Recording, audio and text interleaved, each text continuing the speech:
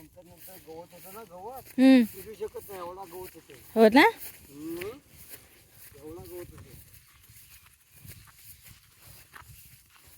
आता दिवसभर यांचा राज्य करायचा, चरायचं आणि राहायचं. बसायचा. हा.